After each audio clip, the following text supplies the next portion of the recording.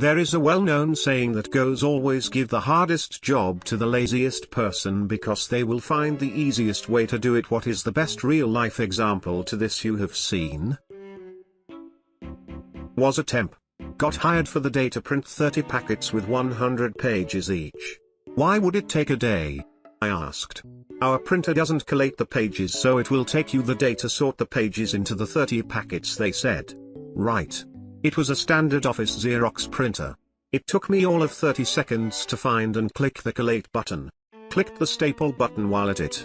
All got printed by itself into nice stapled packets, and I got paid to browse internet for the day. They thought I was a genius for fixing their printer and gave me glowing recommendations to the temp agency that led to more jobs. At my last job, a truck suspension shop, we did inventory every December, and it was someone's job to count all the washers and screws of every size. It was my first inventory, and I casually mentioned that they should just weigh one screw or washer, then weigh them all and divide the weight to get the count. Everyone looked at me like I had given them the key to the universe. Counting washers and screws went from a day or two, to just a few hours. I had an absolute bitch of a boss at a restaurant. This lady was trying to be promoted so hard and was just so extra about everything. She wanted me to count every salt packet, lid, straw, and packet of ketchup in any open boxes. Like I couldn't say 3 boxes and 3/4 of a box. I had to say 3 boxes and 872 salt packets. If I gave the numbers too quick, she'd know I lied. So I'd come up with reasonable sounding numbers and then spent 10 hours playing Pokemon. Eventually I left and went on to bigger and better things. Went by them all years later, and extra bitch was still there in the same job, lol. I read a comment on here a while back about a college kid who picked up an office job over one summer. He became friends with an older lady at the front desk who always needed help figuring out Excel. He kept finding shortcuts for her, and eventually wrote scripts for her that took a load of work off her plate. By the end of the summer he had made her job so easy that they decided they didn't need her to do it anymore. They fired her. I work in a semi-warehouse environment, and we have to track where items are at all times. When we move X item from location A to location B, we had to type out the to and from locations. We do this hundreds of times a shift. I went online to a free barcode maker website and spent about 20 minutes making location barcodes. I save hours a day by scanning barcodes. That's how you keep your warehouse from becoming a warehouse. Herding yak with a drone takes the cake for me. They run from it, and oddly fear it. Which is surprising considering they have literally zero aerial predators. We only did it a few times because it really makes them uneasy, and doesn't treat them well. But it is very effective and easy, and you can herd them from over 1 to a mile away from inside the house. I used to deliver beer. I did not like delivering beer. I may have ended up with 30 stops in a day, including deliveries that the customer would call into our office for. I used to bring extra beer and blank invoices with me on the truck, to prevent having to drive back to my warehouse to deliver one keg to a place that I was currently across the street from 7 years later. The driver of that route is still doing that. Automated 70% of my job in a large finance firm as an intern. Never disclosed it and got paid easy money for 6 months. I spent the time doing courses and applying for my grad school. Got my admission letter during the final 2 weeks of my internship and never looked back. Pro tip: Python and Excel can be your best friend. Worked in a huge hotel by the airport. We had layover with over 400 people. I think we were 3 employees. They had buffet for dinner and then left to go to bed since it was 1 or 2 a.m. Rule was, we should always go to the room and pick up as many plates as we could and then bring them to the cleaner. Took for ages and I wanted to go home. I decided to roll out the cart and collect the plates and put them on the cart. Guests were seeing it and started putting their plates on the cart when they left. All of a sudden hundreds of people cleaned up their own stuff. Duty manager saw it and I thought he would blast me, since the hotel was a 5-star place. He just looked at me, smiled and said, "That's why I like to hire lazy people, they think of ways to finish work faster." I worked at a chain restaurant, and in my last few months there we got those stupid table kiosks that customers could pay at. There was a survey at the end of every transaction, and our managers added new performance metrics based on how many people paid using the kiosk and also how well our service was based on the surveys. One asshole would just fill the surveys out himself after his customers left and gave himself 5 stars in everything. Dude was always ranked top of the servers. Fucking genius. Boss hated Excel to the point where he didn't want us using formulas because you can't trust them to be right, so we needed to do all the calculations by hand or on a calculator. He would give me a spreadsheet once or twice a week that required, let's say, 45 seconds to do. But maybe 7 hours by hand, and he told me to go to Starbucks or something and crank it out. He thought that since I pasted as values and he couldn't see the formulas that I did it by hand, when really I just did it in 45 seconds, sent an email on delay for 7 hours. And studied for the next semester. Dude was the poster boy for failing upwards in your career. First day of internship he told me with a straight face he was a work harder not smarter kinda guy. Did you work for Dunder Mifflin or something? In high school we had to do 4 book reports every year. A friend of mine did his on each Lord of the Rings books and The Hobbit freshman year and turned in the same 4 book reports for the rest of his time in high school. You switched English teachers every year, so no one ever caught on. I was never brave enough to try the same thing. I have an example of how the truly lazy will sabotage tracking so no one knows shit is broken. There was this guy at a software company that does integrated software systems. He hated his boss and his job and apparently most of his team. Every time he was assigned a bug to fix, he would mark it resolved and assign it to a no-reply email address associated with the team.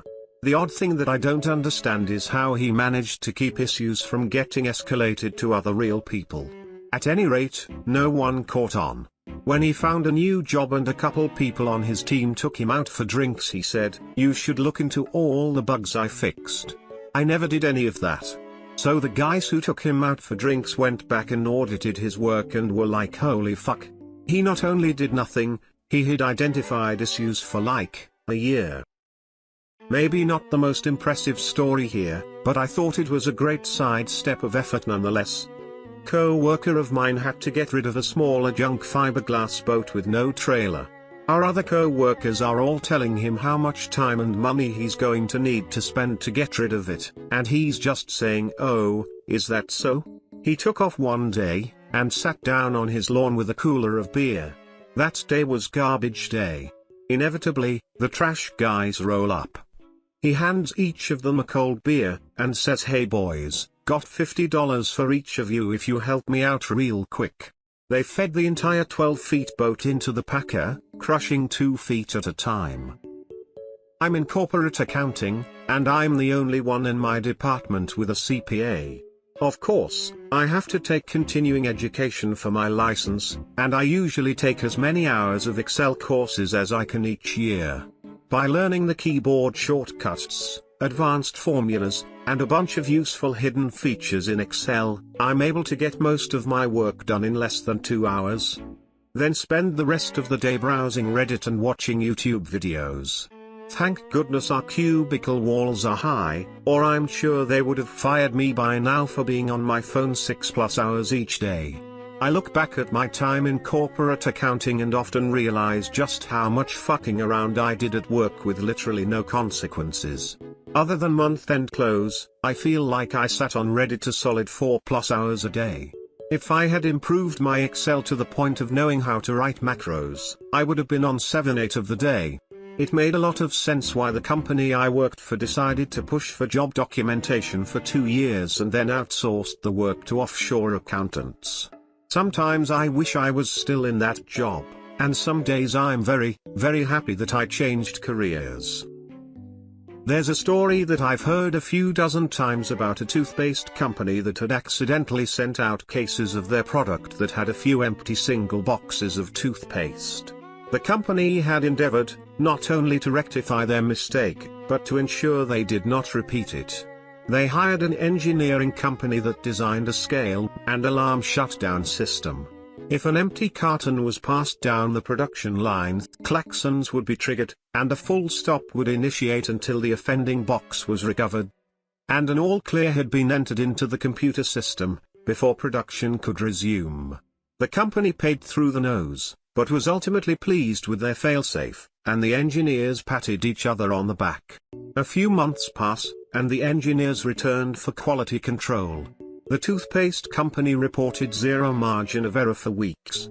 Turns out, one of the minimum wage hairnet types on the assembly line didn't appreciate the sound of klaxons, or working with computers. So, he or she had aimed a large fan at the production line, before the scale, that blew the lighter, empty cartons off of the conveyor belt. Problem solved. I used to process claims, around 10 plus years ago. One system we had to use back then was an old as hell terminal program that took 4 line items per page, that's it. For a usual claim, no big deal, not too hard to keep track of things over 2 or 3 pages. For a longer claim, most fit on one. However, we had the dreaded shoebox claims. This was the person who saved up every receipt all year in a metaphorical shoebox, and sent everything in, once a year, to empty their account. We hated them. Dozens or hundreds of line items totaling thousands of dollars. Just because you only have $500 in yours doesn't mean we get to stop there. If you sent in $4,000 in receipts, I got to account for it all. Totally killed your numbers for the day, and they tracked claims per hour religiously. The main issue was double checking that everything added up right when you were done entering it. At 4 items a page it took forever to tally. So, I made an Excel sheet. It was laid out so I could enter every single line, then run a macro that would calculate the needed totals, and dump all the text to a text file formatted exactly so I could select 4 items at a time, and paste them directly into the terminal window from the default starting cursor position. And every field would fill in automatically. Copy, paste, next, copy, paste, next, copy, paste, next, etc. etc. It easily halved my entry times, with way less work. Finding any typos was much easier. I just had to look at one column organized sheet instead of scrolling through God knows how many pages of terminal text. It was great. I showed it to my manager so the rest of my team could use it. She was horrified I would use something like that, as no human was double checking as they went along.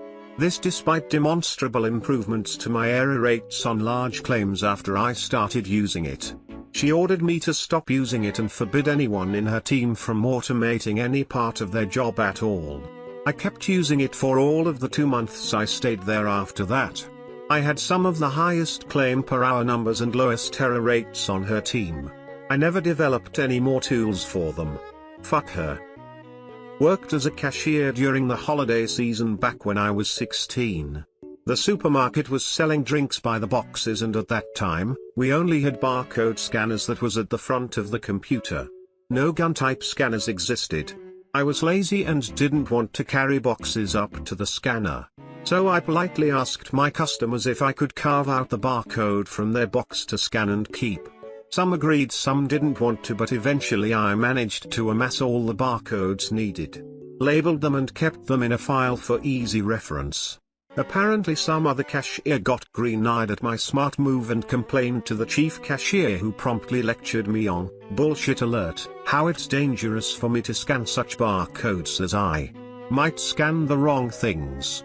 She told me to throw it all away and carry the boxes like I was meant to. I mean, I was young so I could, but the other cashiers were older and some were elderly and needed the customers themselves to help carry the boxes to the scanner.